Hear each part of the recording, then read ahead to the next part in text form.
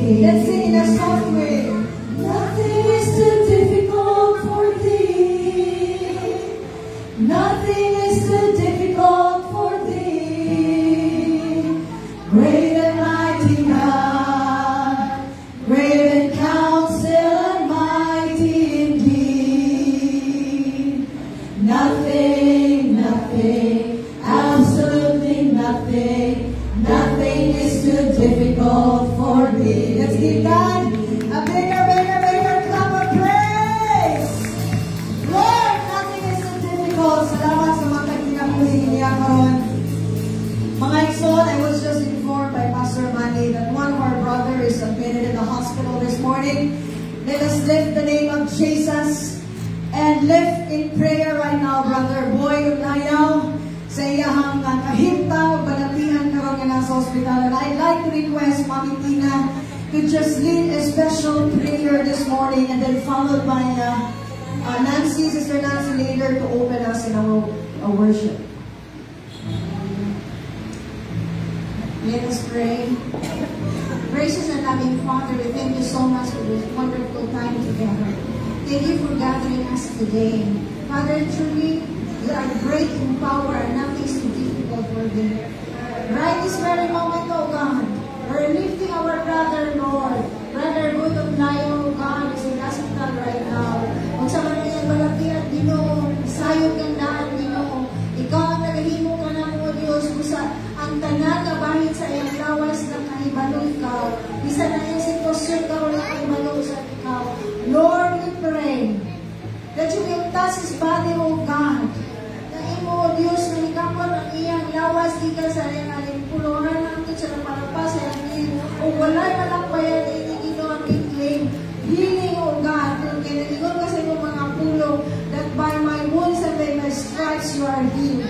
Salamat kayo, Mahan, maniling ang kabuntago na nakahiusa kami sa pagpangayon sa imong kalumo, ingat ko kaniya, Ginoo. Kaliin to us sa hospital na, Lord, we pray na ang doktor na mag-handle kaniya, Ginoo, ikaw sa tagaan mong wisdom, O God, and let it be, Lord, of His and past, Brother Boy, Ginoo. You continue to look up to you, Lord, the source and the refuge of everything that we need for. Salamat kayo, mga nila kabutagon, o amo o Diyos na hinihinlan ang mga balatian sa pati sa iyong mga lawas in Jesus' name. Infirmities get out of that body in Jesus' name. In Jesus' mighty name. And Lord, we appropriate healing, Lord. And we declare healing, O God. Bisan pa, dili lamang sa iyang lawas o Diyos, kung bisan pa, Lord, sa iya o Diyos na paghuna-huna sa iyang emosyon, sa iyang espirituhan at kabahin, adunay healing at itamo karon. In Jesus' name, we pray. Amen and amen. Hallelujah, Lord. Our prayer in mind. Lord Jesus, our King, Lord. Heavenly Father, Lord God, we thank you, Lord, na naakam ka sa kapatagong Pinoon, na nagtipok, Lord God, we declare your goodness, O Lord. Lord, we pray, Lord God, ikaw, Ginoo, mag-guide ka na ako ng kapatagong, Lord. Thank you, Lord God, for your goodness, O God. Holy Spirit, we declare you today, Lord, na ikaw, Ginoo, mag-guide ka na ako today, iyong Ginoo sa mga worship team, ikaw, Ginoo, hatag, Ginoo, ka na o mga-anointing, Lord God. Salamat, Lord, sa tanan, kabutagon, ibig Ginoo, ang mga katawan, Ginoo, na kami, Ginoo, na makaduho sa iyong tulong, na dahon mga kasing-kasing sa mga tagusa, Lord God, na magadugang hindi o sa among spirituhanon ng kabahin, Ginoo. Abrihi ang among spirituhanon ng pamahana o among kasing-kasing, karong kabutagon, Lord, na inungbunga, Ginoo, ang matibabaw ang inyong kabutagon, Lord God. Lord, we cast out, Lord God, ang mga distraction, karong kabutagon, in Jesus' name. Mga unwanted na mga spirits na makahatag tanawo o mga distractions sa among pamati, sa among kasing-kasing, sa among espirituhanon, nga walay Ginooy maka-distract ka na mo ang imong espiritu, ang pag-guide ka na mo karong kabutagon, in the name of Jesus. Amen. Salamat, Miss. Sister Nancy sa mga pag-ampo and padayon ta mga igsoon sa pagsalig niya sa tunggoy nga Diyos. Kita nga magtotoo. Ready na? Namubasa siyang pulong? Everybody said amen? Okay, move on na ta. Sige, sa atong scripture reading, we can read in the book of 2 Timothy chapter 4 verses 1 to 5. Sa dungan, kaya ibalik na nato ang verse 5 as the center verse this morning. Okay.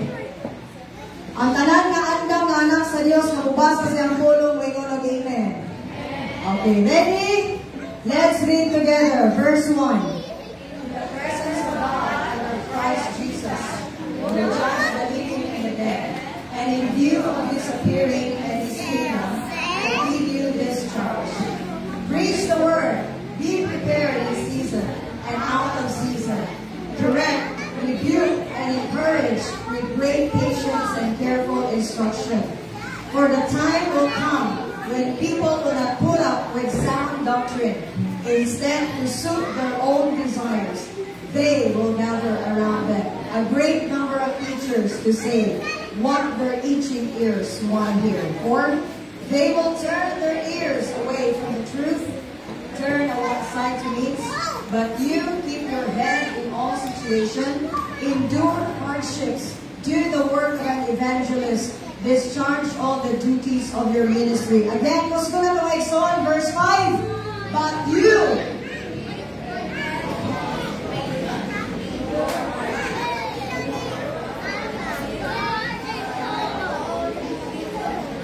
Sabta na to ang pulong sa Ginoo nga igsoon.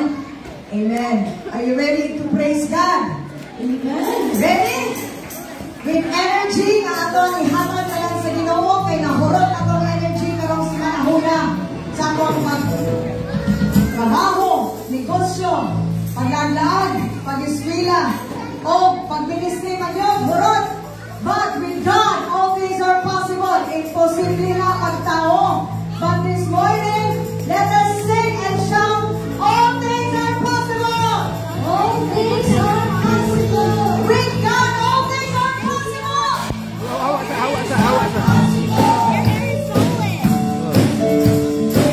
Let's sing. Together, church. Come on. Let's acknowledge He is a mighty God. He can do everything for His people.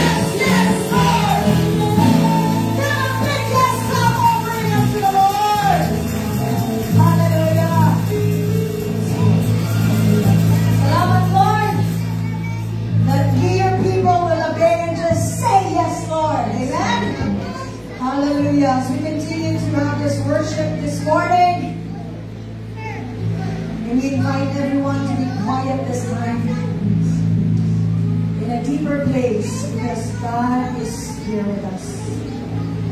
This is a place of reflection and reverence before the Lord. Just close your eyes, my son. No looking around. Just between you and the Lord today. Try, taste and see that the Lord is good. The word of the Lord says in Hebrews 12:2, look unto Jesus, the finisher and author of our lives.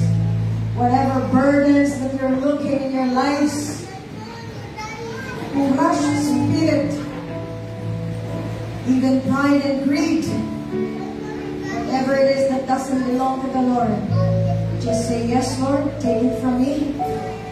I have nothing before you today. I just want to lift your name and look into the holiness because your presence is within us. Thank you, Lord. As the praise team will sing the song, just continue to reflect and look into Jesus. He needs you. We need Him. Just surrender everything that you have been carrying on. Just say yes, Lord.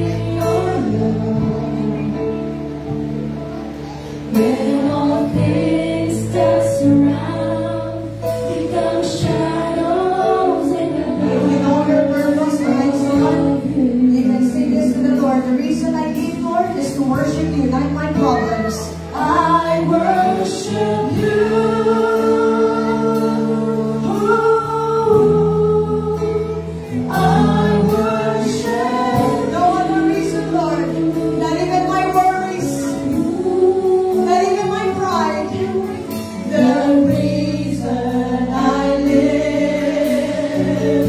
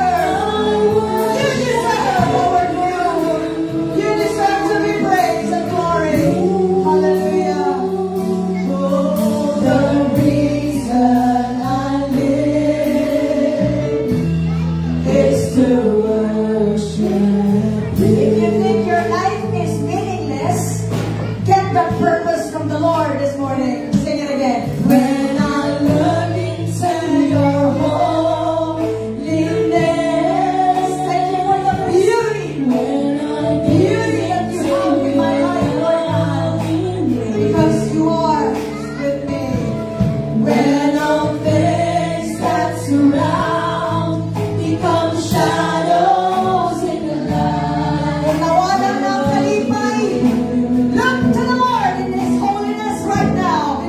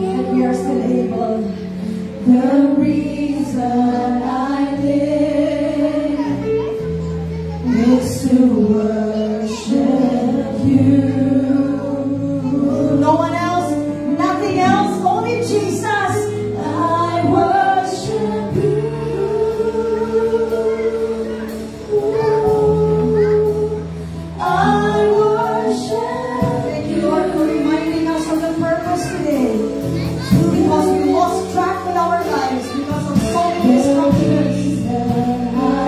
Can we sing it louder together, church? Let's make a promise to the Lord today until He comes. Oh, lift your name, Jesus. Lift your hands and lift the name of Jesus. We are nothing apart from you, Lord. Thank you for this night. Our worship.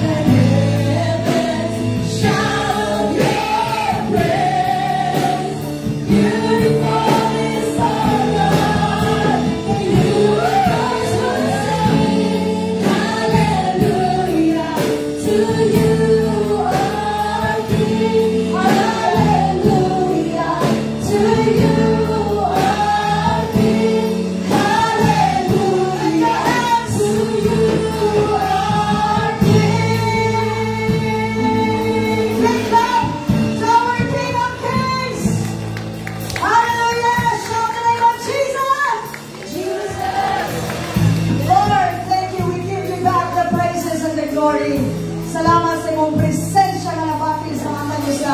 Salamat ngayon mo na kami giayo sa tanan balarian, Ginoo. Usab gikan sa ulong ngadto sa lama-lama. O kinahanglan, Lord, sa mga tao karon ang imong tabang mga kalahutay sa pagserbisyo pangalagad kanimo. Kitong giyan ang tanan mong kinabuhi because we know now that our reason to live every day is to worship you. Salamat kay Lord na magmadayon kami sa panimbaon this morning.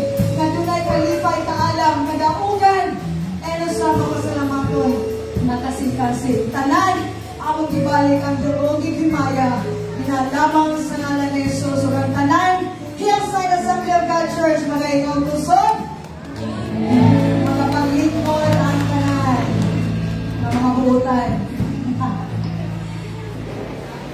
Okay. Hallelujah.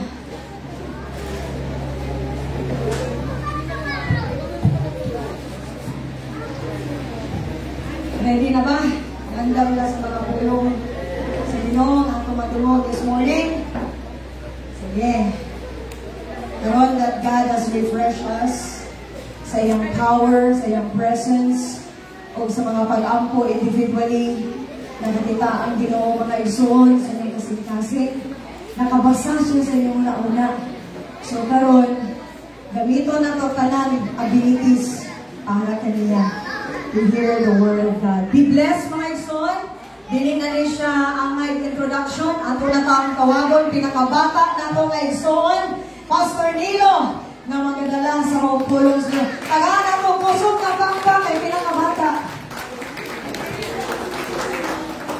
Abi na ko, bulakon makanawani dari Pastor Nilo at ito na maundang ipakpak.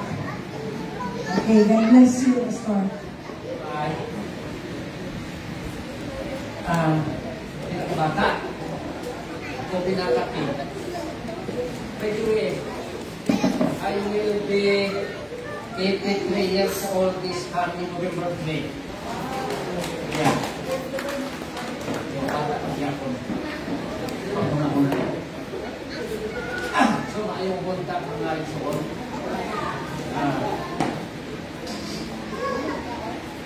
Nakalimutan. Nakalimutan sa takutan sa Amen. Hilang pa. But anyway, padayon ko nun. The message that I will be sharing to you today is entitled The Calling of Moses. Tingnan mo sa Moses. O the calling of Moses. No. Every Christian or non-Christians alike, regardless of nationality, regardless of the status in life, regardless of the profession, is called by God for a purpose. 2 Timothy chapter 4 verse 2 says, preach the word of God in season or out of season. The preaching the word of God does not necessarily mean you stand before the pulpit and preach His word. It does not always mean that. We can preach the word of God any place, anywhere, up to the ends of the earth, without necessarily standing before the pulpit. As we preach His word, any place, anywhere, up to the ends of the earth, without necessarily standing before the pulpit. As we preach His word, we become the speaker of His word. And God promised us, He said, I will be with you always until the end of time. Now, the truth of the matter is, even before we were born, we were already called by God for a purpose. The purpose is preach His word in season or out of season. But God, listen to this, but God gave us a freedom of choice.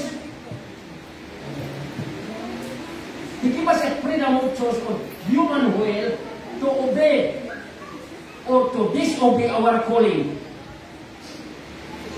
But one thing certain, ang Panginoon hindi po namimilit kung gagawin mo o hindi ang calling na ibinigay ng Panginoon para sa iyo. The decision is ours. Using our freedom of choice to pursue our calling or not. Walang sapilitan. If I may repeat it, hindi po namimilit ang Panginoon, hindi po namimilit ang Panginoon kung gagawin mo o hindi ang calling na ibinigay ng Panginoon para sa iyo. Because God is a God of justice. He is a just God. Don't you know that Moses was called by God for a purpose before he was born? So nakita ninyo ba, ang tao di ay pwede tawagon sa Ginoo sa wala pa na tao sa kalibutan. Di ba? Don't you know that Moses was called by God for a purpose before he was born? Don't you know what he was called? Listen to this. For more than 400 years, people of Israel or the Israelites or the Israelite was under Egyptian bondage or captivity. They had been oppressed and cruelly treated physically and spiritually by King Pharaoh of Egypt.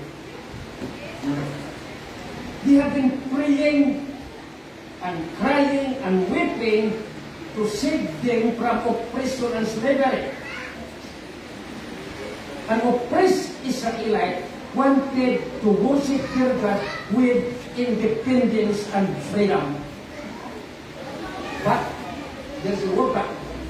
But they cannot worship their God because they were in extreme slavery in a bigger than Egypt for more than 400 years. Now, can you just imagine? For 400 years, the Israelites cannot worship their God.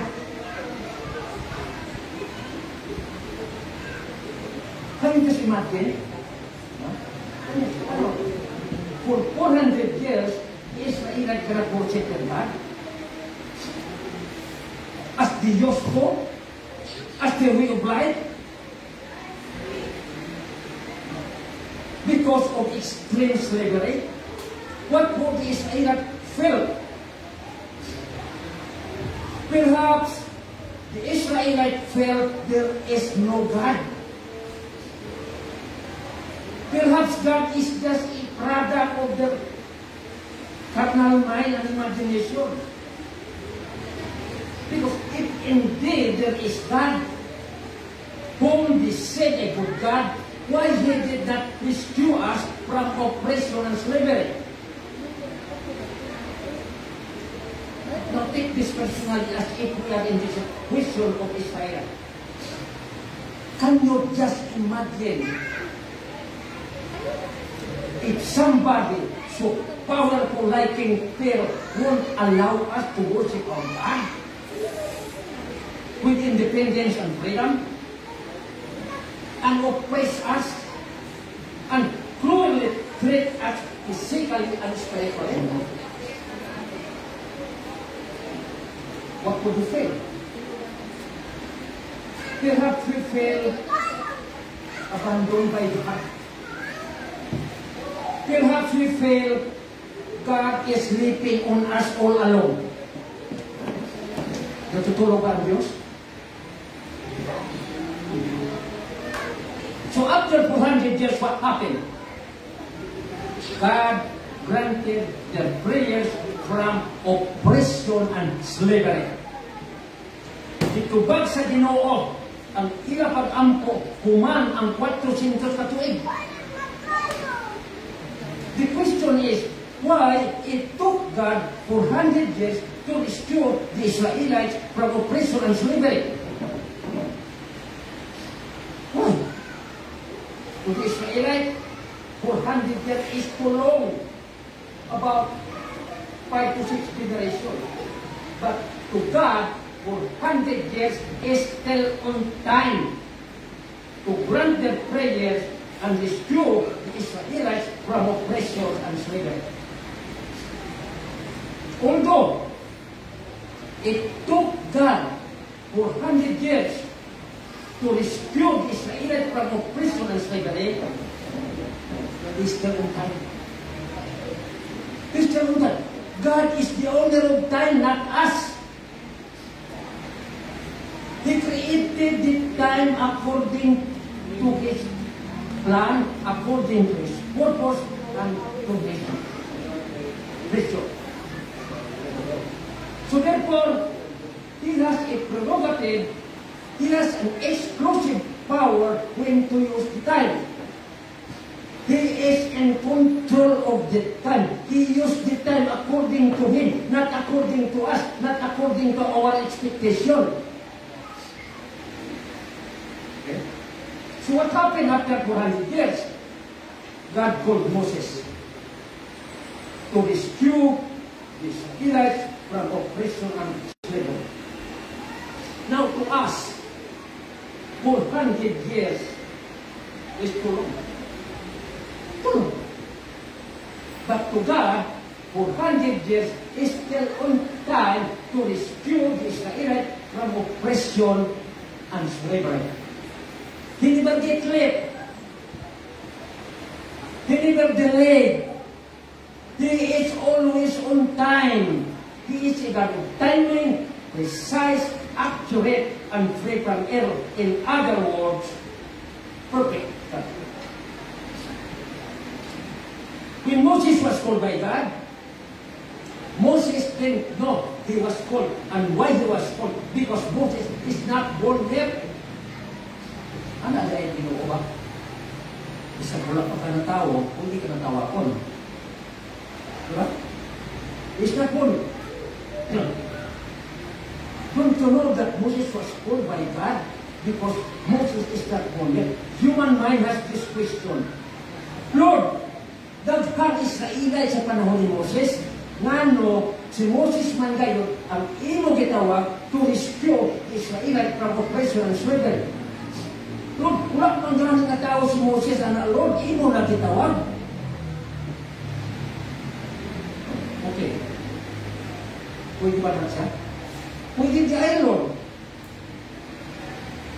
And the Lord said, ngano man hindi, ako maglulunod. Who are we to question God's wisdom, prerogative, and power? No, God called Moses, although Moses is not born yet, because God has a perfect plan in the life of Moses. God knows what He is doing. He is an omniscient, all-knowing, perfect God that answers the question. Brothers and sisters, this will serve as a wake-up call, as a warning to us. Please, don't deny, don't refuse God's perfect plan in your life. No matter what. Or else, you will suffer the consequences. You will suffer the consequences of being disobedient. Disobedient is rebellion against God. God, listen to this, God never blessed disobedience. One day, King Pharaoh received a message. Now the scripture is silent as to what type of message. It may be a text message. It may be through Wi-Fi or messenger. It may be through telephone call. I don't know, but they received a message. They received a message from a reliable source informing King Pharaoh that somebody from the Israeli camp will be born and replace King Pharaoh of Egypt through Poditan or through liberation. So King Pharaoh was treated in this rejected. He became insecure. He was so afraid. And the king said, somebody will launch Poditan to take my throne and replace me as king of Egypt. No way. Over my dead body. Magkakamatayan kami kung mayroon magkuha sa aking trono. So King Pharaoh made a plan.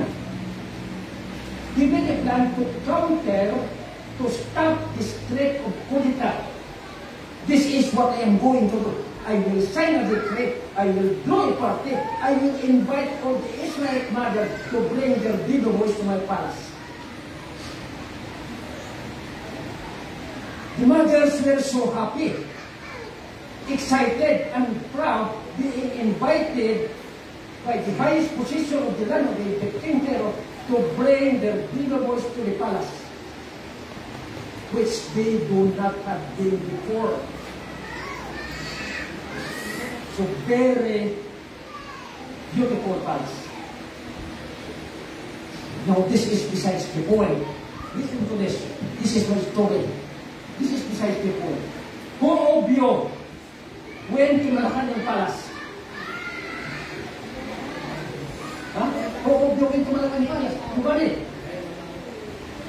I was there once during the presidency of President Diosdado Macapagal. We were invited by his press secretary, Guillermo de Viga. I don't know if you can still remember that name. Press Secretary Guillermo de Viga. There were 12 of us representing every region as the representative of the Philippine Chess Federation. Yung laro ng chess. Kasi po, mahilig ako maglaro ng chess noon. Kaya nga po, pumuti na yung aking buhok sa kalaro ng chess. Oh. Nag-tour kami sa mga kasama ko inside Malacanang Palace. Naglaro kami ng chess doon. Very beautiful palace. Beautiful experience. Hindi ko malilimutan yun. Tinanong ng isang kasama namin kung saan ang role ni Presidente Macapagal. Hindi sinabi for security reason. Padayon lang. So as the mothers with their baby boys gathered inside the palace, there was eating, there was dancing, there was laughing, enjoying this once in a lifetime experience. But, wait a minute. Something is very unusual and unexpected. Something that never entered the mind of the mothers. Because many armed soldiers started to arrive inside the palace. You know what happened? You know what happened? The soldiers snatched all the baby boys from the mother's hand and killed them, slaughtered them, All the baby boys. Oh my God. What a bloody mess. Young lives are wasted. Very, very terrible scenario. If you were the mothers, what would you say? Pandemonium erupted inside the palace. There was a wild uproar of anger. And the word of God said, there was crying, there was weeping, there was groaning, and there was groaning. Why is this happening? Why they killed our innocent baby boys? King Pharaoh made sure that all the baby boys are not going away. King Pharaoh made sure that all the baby boys are not going away. At this point in time, Moses is not born yet. Under this hostile conditions and circumstances, Moses was born. Alright. Moses was born. And Jochebed, the mother of Moses, out of fear that Moses will also be killed, Jochebed made a wooden basket, placed Moses inside, and said, I will hide my son, Moses, from the wrath or anger of King Pharaoh. Then Jochebed went to the Nile River and floated the wooden basket along the bank of the Nile River and covered with bushes of grasses. No, it so happened that the place where Jochebed placed Moses to float and hide was the favorite place of the princess of the daughter of King Pharaoh to break a bread. Diyan guys sa pagdita pala ito. Kung ito pa po dito, naambot lang.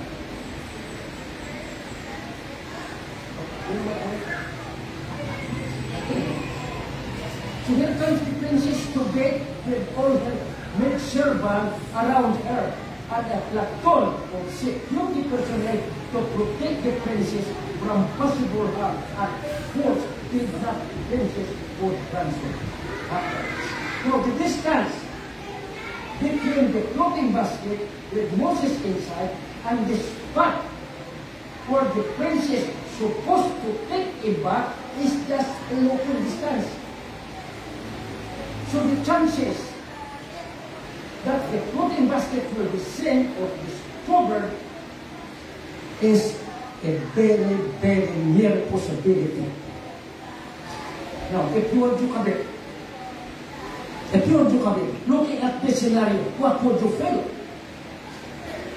So Jochebed heart probably transferred from left to right. And gave it a heartbeat of 10 times per second out of here. Kuha ninyo? Ha? Kuha ninyo? Okay. Then, one of the maid servant or helper saw the clothing basket with a baby boy Moses inside, and without much ado,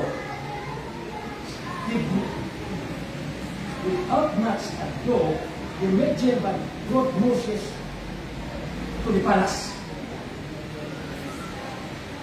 Mothers, if you are in the situation of Jochebed, your heart will probably explode out of fear. And say, oh my God, my son will surely die. Now look, this is good news. As soon as the princess saw the lovely, handsome, cute baby boy Moses, the princess said, I will adopt him as my own son. So the heart of Jochebed returned from right to left. With the heart, so we have to normal. God was a very mysterious place. When the princess said, then the princess said, look,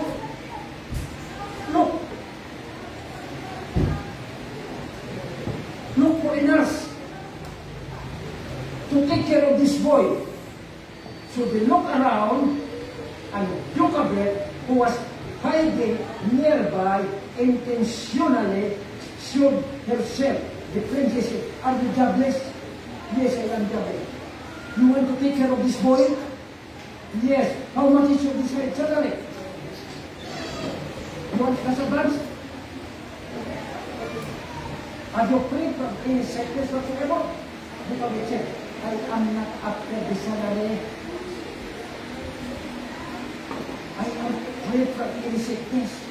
I want to take care of this boy. I love this boy. The princess said, okay, now you are happy. This is good news. Okay.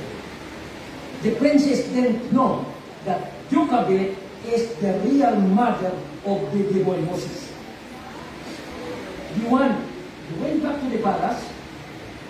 Then the princess said to his father, Father, look at what I have found. A very handsome baby boy floating at the bank of the Nile River. I will adopt him as my own son. Now, Father, he is your grandson. So Moses became a prince of Egypt, second only to the king. It's the law of that is the law of succession. So, what a turn of events in the life of Moses. So hayahay si Moses from an ordinary lowly boy to a prince of Egypt. King Pharaoh looked at baby boy Moses and touched his cheek. And touched his cheek. And said, hello grandson. Hello grandson, I love you.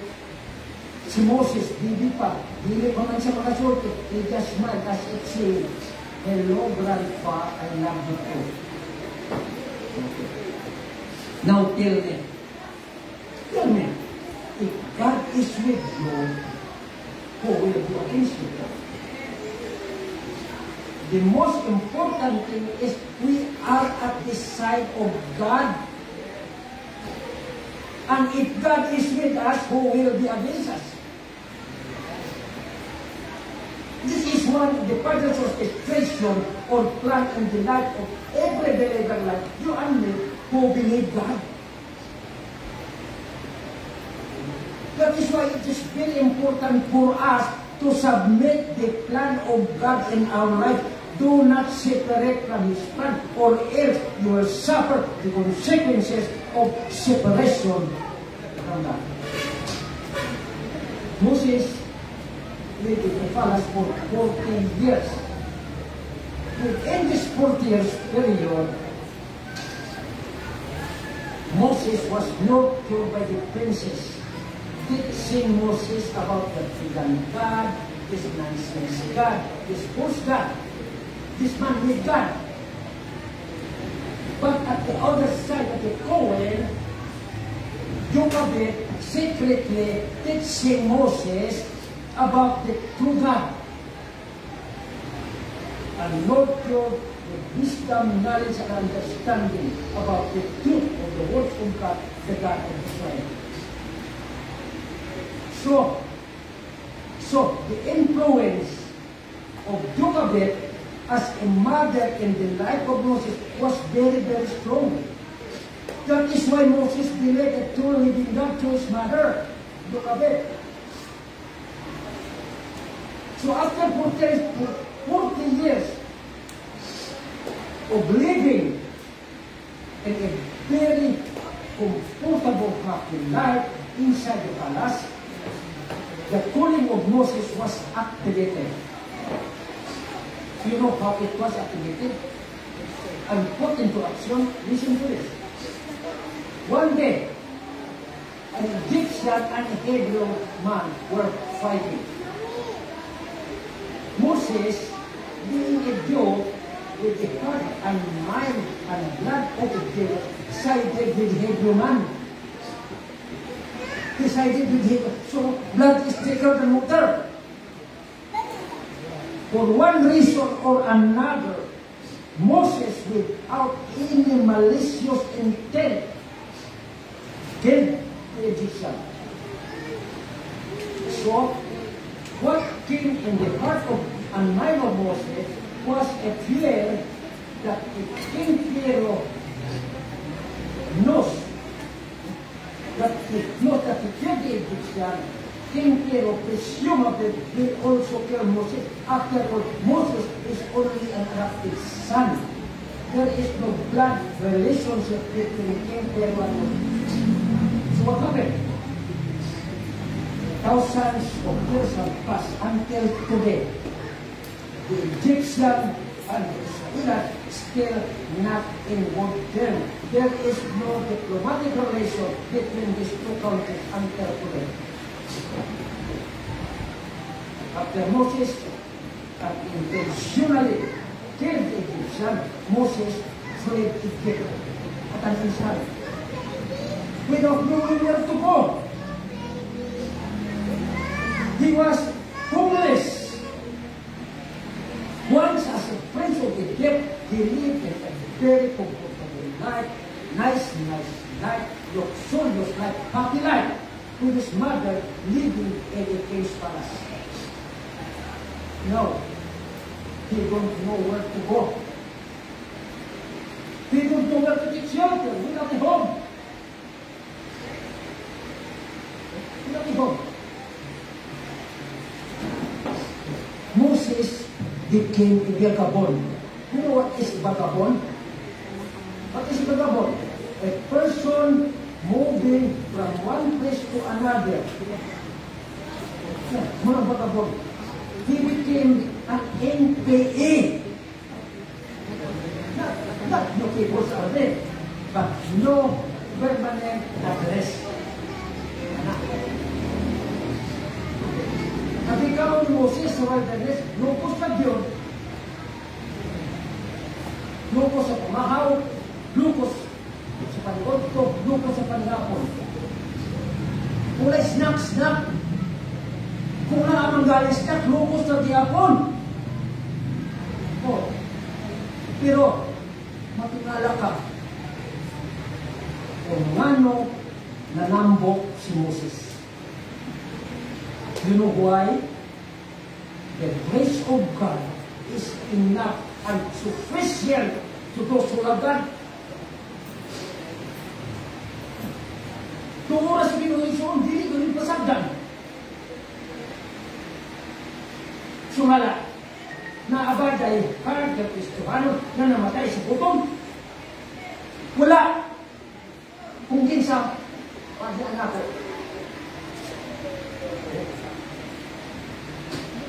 Okay, asa na to?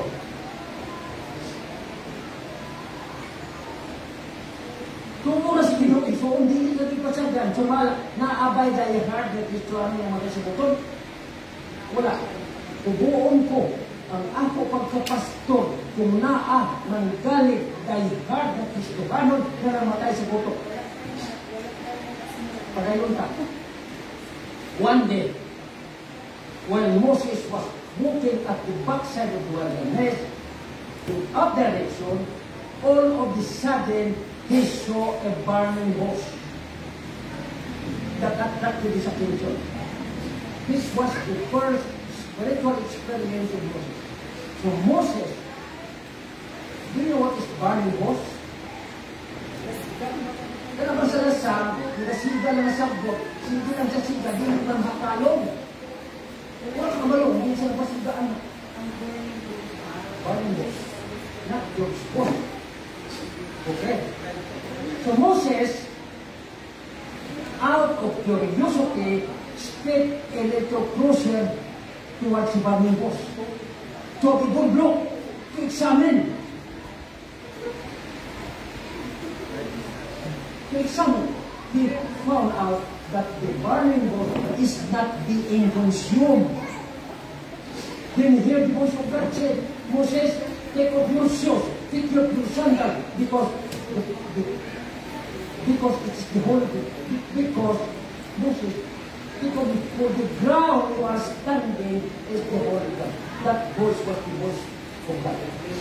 For 40 years in the wilderness, Moses learned only one lesson about his calling.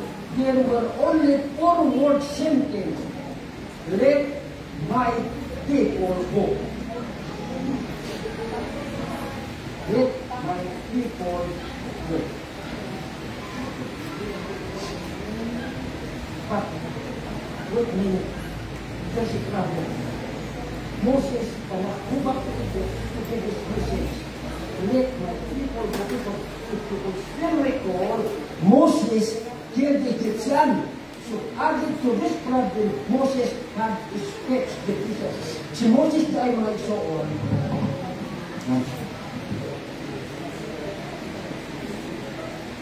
Si Moses ay igsoon na ito siya. Na ay siya problema sa pagsulti. Wala mo balo anak ng alibak. Na anak si Juan ba? Si Moses ay mga igsoon. Dili siya kasulti karong. Kaya naasa sa problema sa pagkasulti. So what happened? God sent Aaron to Moses to speak to King Pharaoh. Let King Pharaoh, let this message, let my people go. Let my people go. But King Pharaoh hardened his heart by not allowing the Israelites yet to go back to Israel.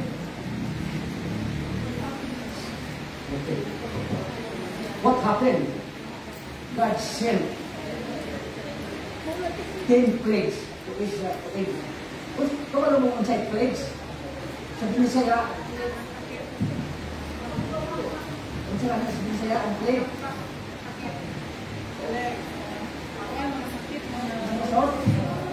Ha? Atunglo. What happened? God sent napulo katunglo to Egypt. Okay? Number 1, tunglo. The plague of blood. God turned the water of Nile River into blood. Exodus 7 verse 20. And also in the Bible. So, number 2, matunglo. Frogs. God sent frogs to every household. Every place has a frog. The whole Egypt is full of frogs. Exodus chapter 8 verse 3. Ikatulong matunglo. Lice and or kuto. Tanan Egyptian believers na ay kuto. Mga mananap na ay kuto. Exodus chapter 8 verse 10. Number 4, flies. God sent flies to whole Egypt. At this point, even the magician believed that this plague is the work of God. Exodus chapter 8 verse 10. Number 4, flies. God sent flies to the whole Egypt. At this point in time, the magician believed that this plague is the work of God. Exodus 8 verse 3. Number 5, livestock. All the Egyptian livestock or horses, donkeys, camels, or died. Exodus 9, 6. Boils, hubag-hubag ba? God sent horrible boils to the people of Egypt, except the believers. The non-Egyptian non-believers na ay hubag.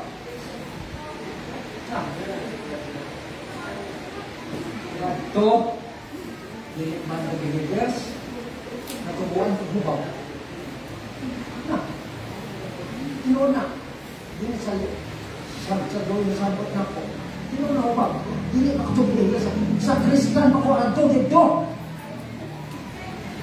Sa Kristan ako dito sa amo. Sa Diyos. Ikaw. So, anak. Number 7, hills. God, kung sa hills, kanang barbang alino, ha?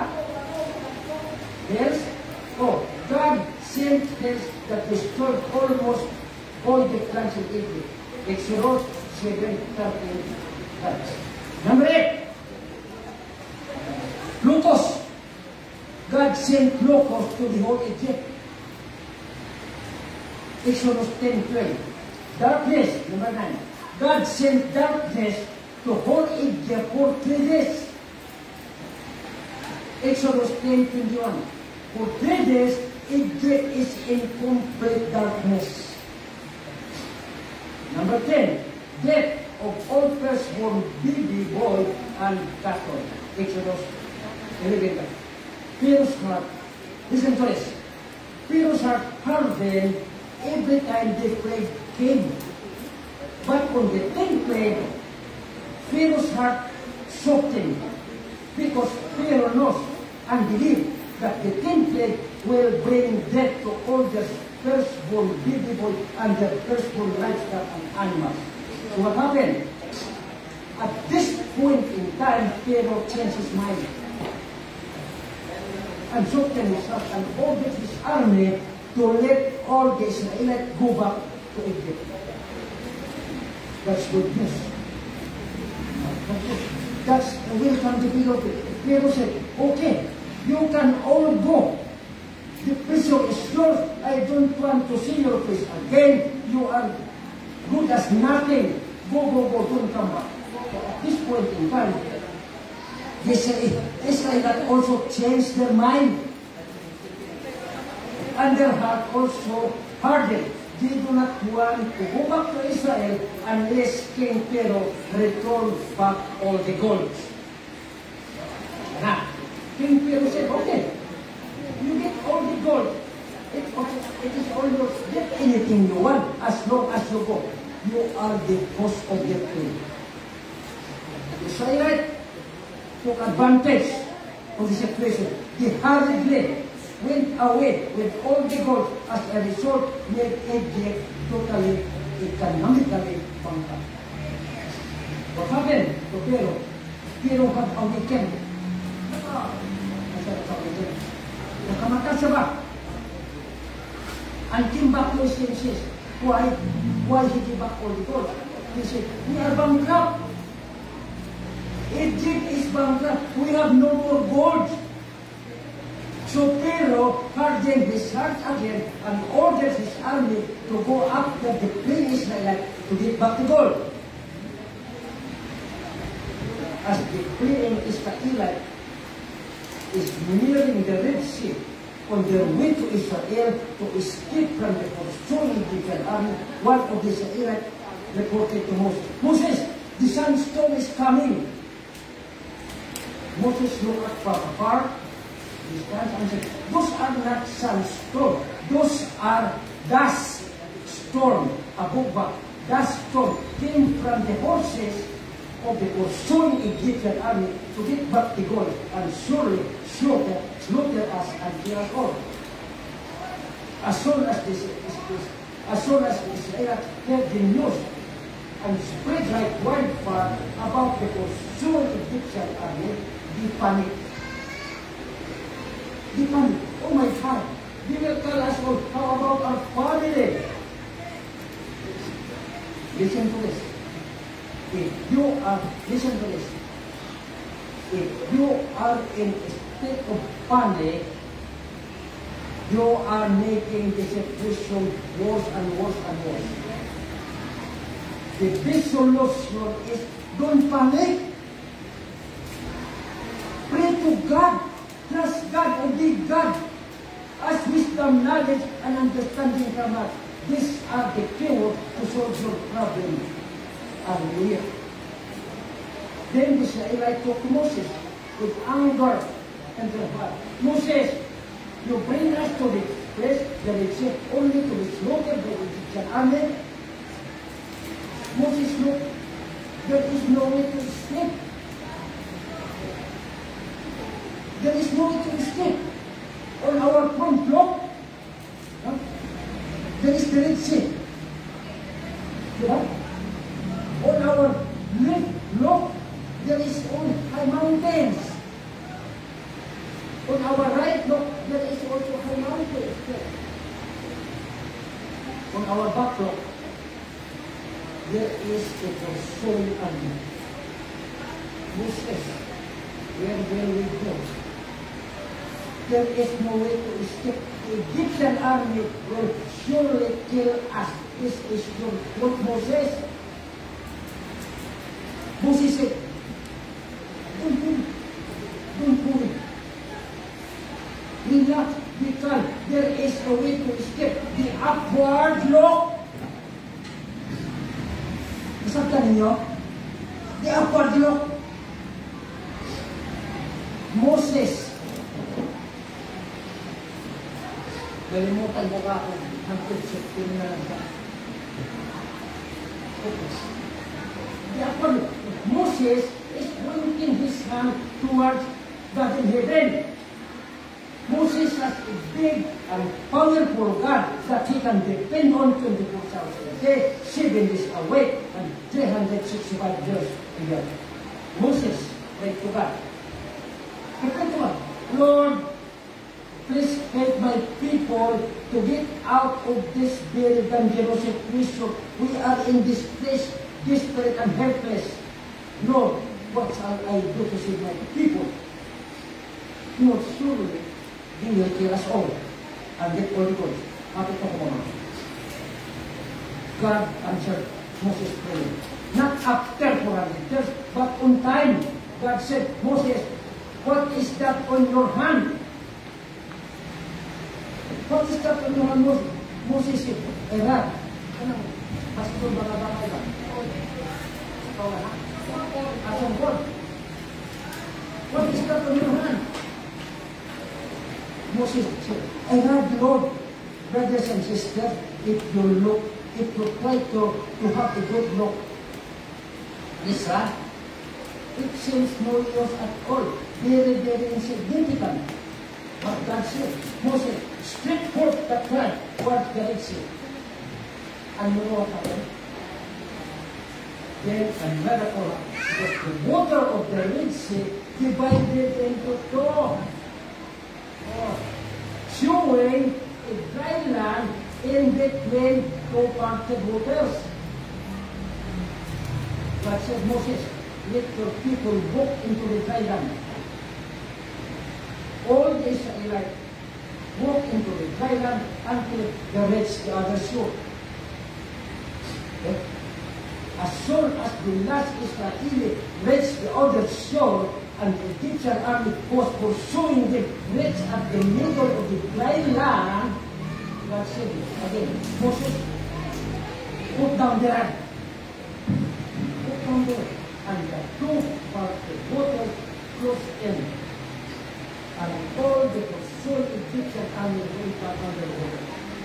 2 minutes more. They all drowned and died. So, tapos ninyo, kung hindi ako yun. The Israelites continue their journey towards Israel. With the precious word, with Moses as their leader, that is the calling of Moses. 1 minute. Brothers and sisters, if God gives you a calling, accept it without question. Without hesitation, without reservation. God will not allow you, God will not allow us to do anything beyond our capacity to do. What you have to do is to accept the calling by faith, like Moses, and God will do the rest for you to succeed. Don't worry.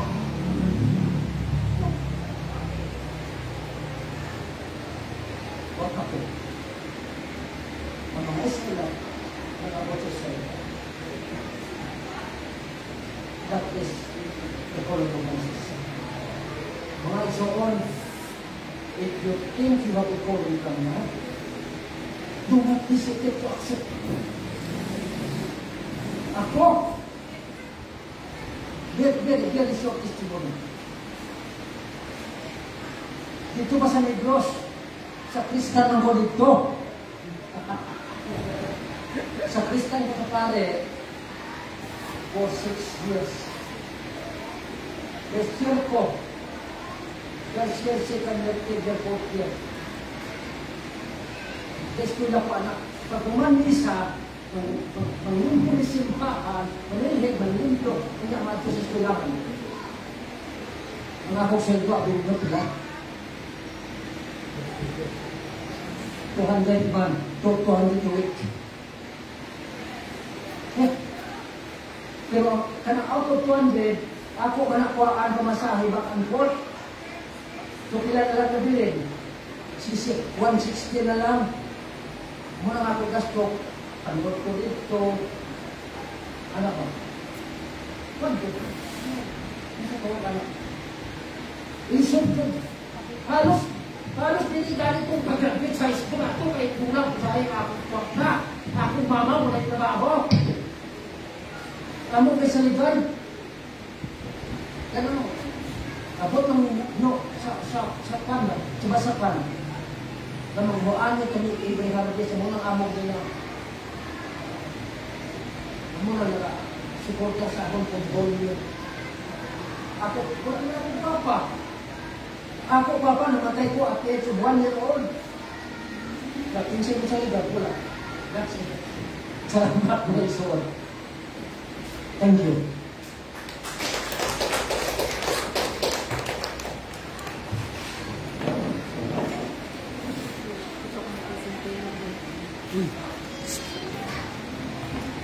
Kuan pa kanang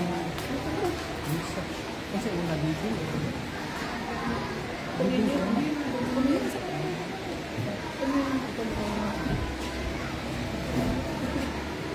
Okay, salamat sa Ginoo, magpadayon ka mga igsoon sa maong service nato this morning for our Holy Communion, Pastor Jay. Salamat Pastor Leo sa inyong testimony. Parang po pagkalo na 1 year old pa rin ka na naikamot na wala na mga amahan. So, aksyon ko kung hiya, pero ako hindi kong ganda. Ito ta sa sunod na bahin, mga atong Holy Communion na isuon, ordinansya sa atong simbahan, atong mga niagig discipleship class na ito, kumana sila lecture niya, kami Teacher Lucille. So, i-explain dito sa importante ng ordinance na ito, balaod siya sugo sa Ginoo na kinahanglan tumano na ito. And isa ka practical reason na nga atay communion is para imanaan o hinumduman na po ang kaayo sa Ginoo na nag-anto siya, nagpakamatay siya para sa atuang na isuon. Kaya sa hindi na siya muklas ato na muna ang pugma sa Ginoo ba.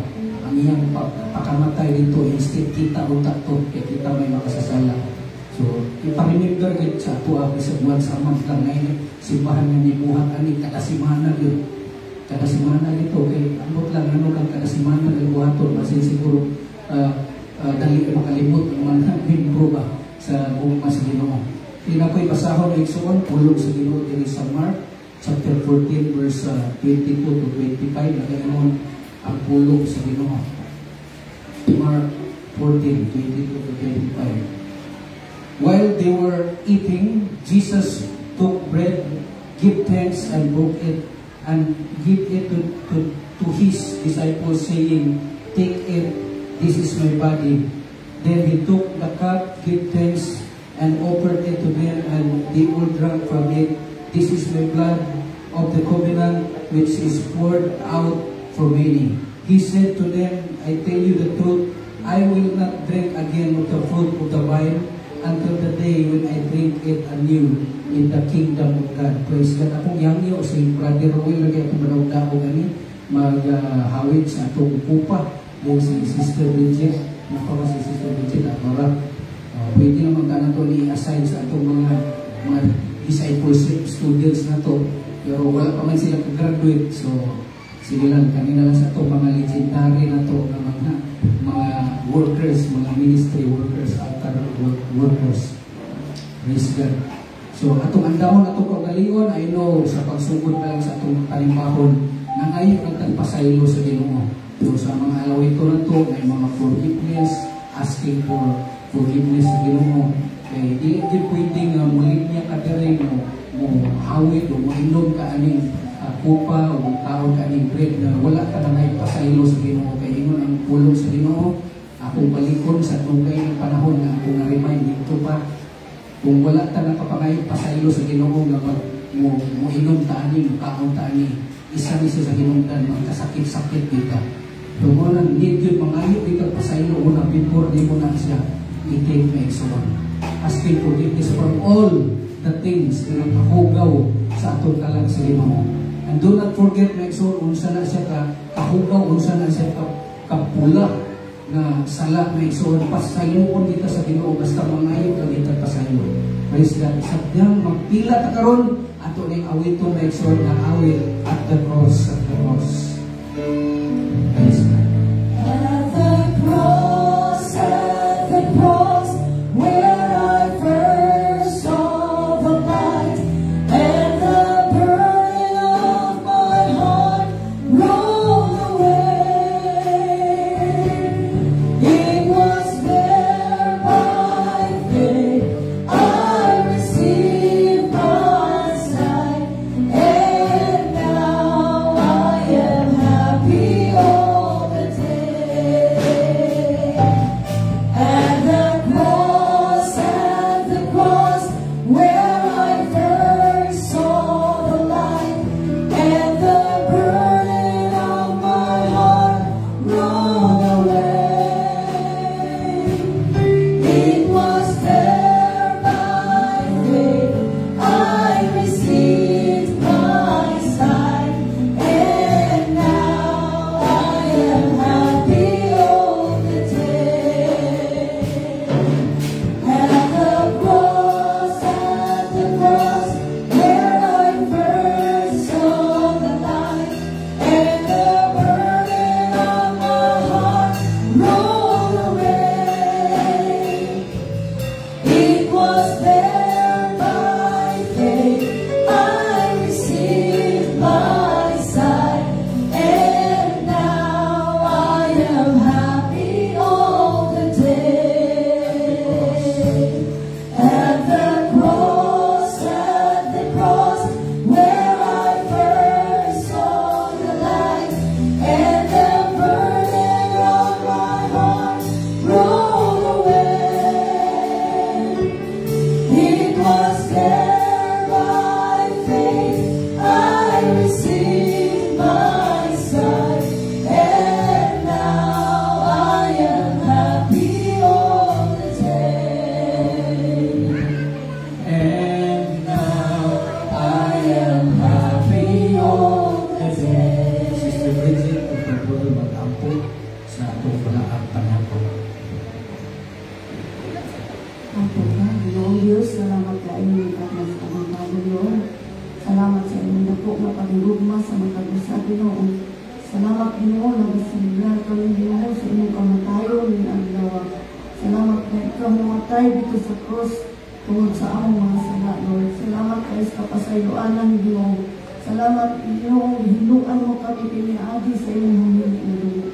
Samtang kami magabati, hindi Ginoo huma kami takos, Lord, na maambit din ang humingi ito. Dalayon ka o Diyos, hindi sa inyong kapagdaman. Ang tanan, Lord, ang tubyan pinaagi sa ngalan ng Jesus. Amen.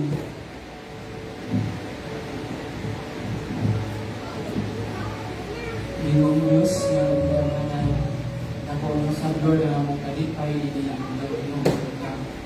Lord, salamat kami Ginoo sa mong kahayo sa mga Ginoo. O karoon nga Domingo Ginoo, pina-celebrate na mo Ginoo. Dakong bugma Ginoo Lord God na kita sa mga katawan Lord God. Tungod ni anak Ginoo Lord, pagkabatong kami Ginoo sa tanang mga kapasayunganan sa tanang ng mga salamat God. Salamat Lord na pinaagi sa iyong dugo Lord. Imo kami ginugasan Ginoo. Imo kami ginutiyuhan Ginoo para mahimo kami kapos sa kanayan Ginoo Lord God. Gamahiman mo mag-anak Lord God. Sa Lord, salamat kaayo Lord God sa tanan. Ikaw Lord naman kasalamatan Lord sa Lord God. Sa ngalan ni Jesus. Amen. Gusto nato ibayaw ang bread na igsoon. Jesus took the bread, gave thanks, and broke it, and gave it to his disciples, saying, "Take it, this is my body." In remembrance of me. atong kaunang leksyon.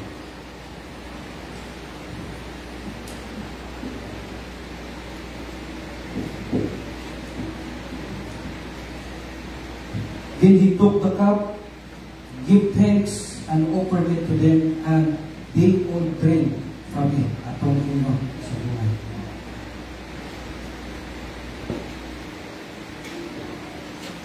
Praise the name of God.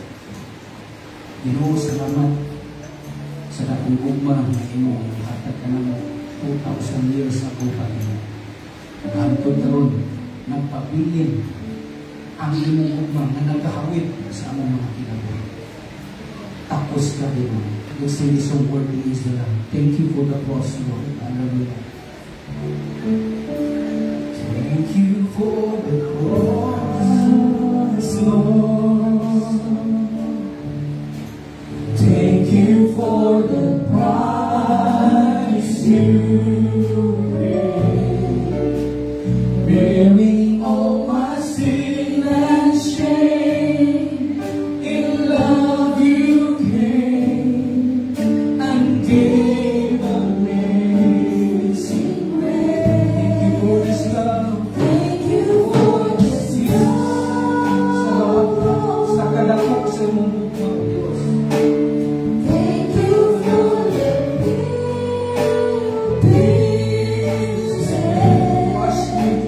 Wash me in your cleansing flow.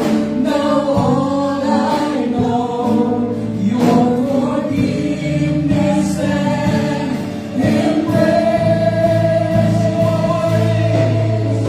Worthy is the Lamb,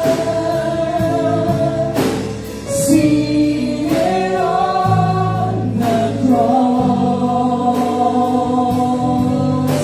You crown me now with many crowns. You reign victorious.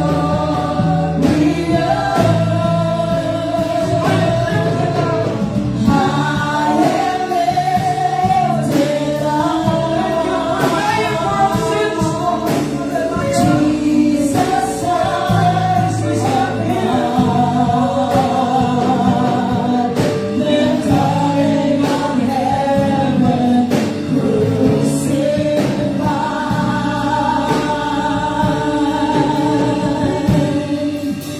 Worthy is the Lamb. Worthy is the Lamb. Worthy is the Lamb. Worthy is the Lamb.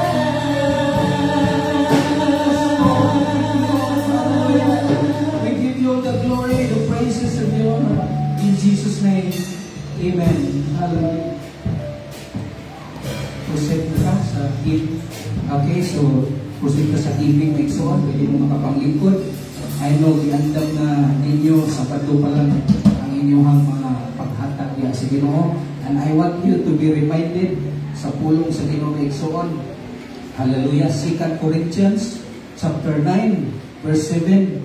Each of you should give what you have decided in your heart to give, not reluctantly or under compulsion, for God loves a cheerful giver. Naiusa ka bata ni palit og notebook 300 pesos sa National Bookstore. Niya, nagplano siya iyang lipayon, iyang taga-agregalo iyang mama. So, ang himo niya, gidrawingan niya itong notebook niya, natag 300. Gipuno niya drawing.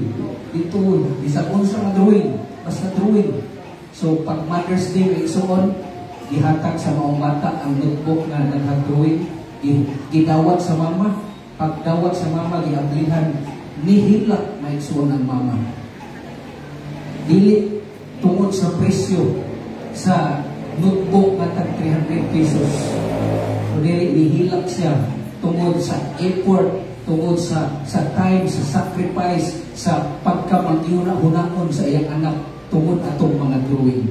ingana ang Ginoo maigsoon. Wala siya nagtanaw kung unsa na kamahal, unsa na kadako imong gihatag sa Ginoo. Ang importante kung naabay gugma na siya, naabay effort, gihuna-huna ba na imong tarong. Oh, mo na siya pinaka-importante sa giving. Dili itong kadakuon, dili itong presyo mismo nga imong gihatag diri para sa Ginoo. Ang imong thoughtfulness, ang imong love, ang imong effort, maoy gina-appear gyud sa Ginoo. Paghatag na dili ingon nga napugos, kundi paghatag na inubanan gyud sa gugma. Nga ako ni ihatag Ginoo para sa buluhaton nimo, dili para sa pastor nga modato. Buluhaton maigsoon ang atong una-unaon nga mo improve atong simbahan, then maka-evangelize pa ta, maka-ministry ta, nagsilig una-una ang leadership nga mag-sulwining ta sa palibot na to. Pero lisod na kaayo ron mo atong mga balay-balay kung wala tayo ihatag. Maalaan tag kuan ani, scammer. Mukalit na tag ayo rin atong sila padawaton sa Ginoo. So dapat mutok-tok tas balay na ay mga goods, bisag noodles na, bisag mga sinina na ihatag nato kay para ma-welcome ang pulong sa Ginoo sa ilang pagmalay. Kung maunang need yun of money. Kung maunang muhatag tayo, una-una ang mga dato ng tanan diri, nagpatato ng tanan diri. Kay need yun of money para sa ministry, para sa buluhaton sa ibang mga. So, amen? Manito ta atong awiton, magkalipay kita. So, dili kasugo, dili kapagulpol, kung dili magkalipay sa atong paghatag sa Ginoo. Magkalipay kita, bilang sa Ginoo, kay ang Diyos na ingon, kauban mo ako. Magkalipay kita, bilang sa Ginoo, kay ang Diyos mao'y kauban ko. Panahon sa kalisdanan, panahon sa kalisdanan, dili ako mahisa, puno sa Diyos kasalitan, dili ako gayan. Panahon sa kalisdanan, manasalig ako, kay ang Diyos mao'y kauban ko. Kay ang Diyos mao'y kauban ko. Kay ang Diyos mao'y kauban ko. We give you glory, we give you praise, manitong tamaysoon. Hallelujah.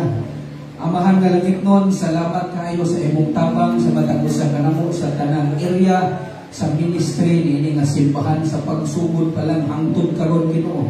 Salamat sa kalipay, pinaka-importante Ginoong Dios ang kalipay sulod sa among kasing-kasing nga nagpagamit mi Ginoo sa buluhaton, dili lamang niining sulod sa among panimbahon karon, kundi inagawas namo Ginoo diha maila ang imong tawag sa among kinabuhi. Dili tanan mahimong pastor, pag kaming tanan imong gitawag nga mangalagad kanimo sa bisan unsang pamaagi Ginoo. Salamat kaayo Lord sa imong calling sa matag usa kanamo. We give you glory, we give you praise. How great is our God, atong awiton ng Israel. How great is our God.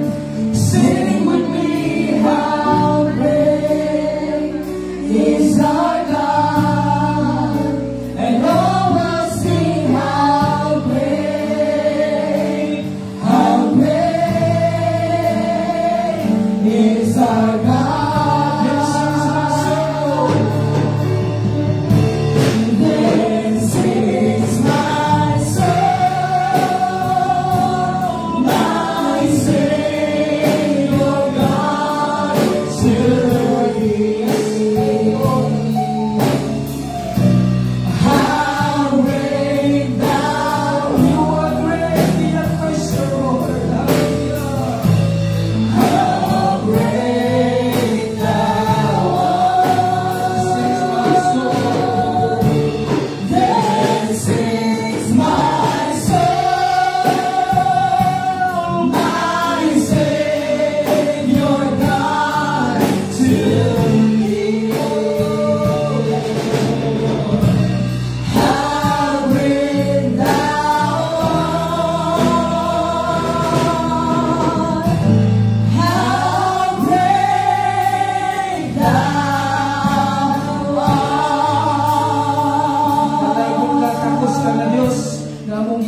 gikan sa among kinabuhi, Ginoo. Lord, hallelujah.